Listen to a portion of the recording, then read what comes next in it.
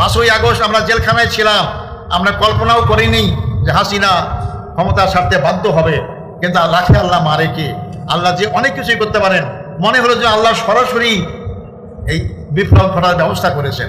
মনে হলো যে লক্ষ লক্ষ লোক আমরা দেখতে পাচ্ছিলাম কারাগার থেকে, লক্ষ লক্ষ লোক রাজপথে নেমেছে, মনে হয় যে আবাবিল পাখির মতো হাজির হয়েছে লক্ষ লক্ষ লোক। আল্লাহ ফেরেশতা হাজির হয়েছেন এবং তার পতন হয়েছে। যার পতন হয়েছে তিনি কি বলতেন? শেখের বেটি পালায় না, আমরা পালাই নাই, আমাদের কোনো নেতা পালায় নাই, কিন্তু আপনি পালিয়েছেন। কোথায় পালিয়েছেন? যেখানে আপনাদের আসল ঠিকানা, সেখানেই আপনারা পালিয়েছেন। আমাদেরকে পাকিস্তান পাকিস্তান বলেন, আমরা পাকিস্তানে পালাই নাই।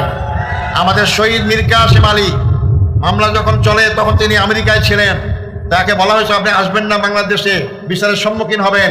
উনি বলছেন কেন আমি যাবো না, আমি কি অপরাধ করেছি? মৃত্যু হলে আমেরিকাও তো হবে, বাংলাদেশেও হবে।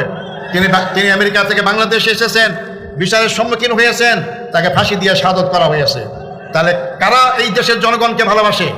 কারা এই দেশের জনগণের পক্ষে কাজ করে?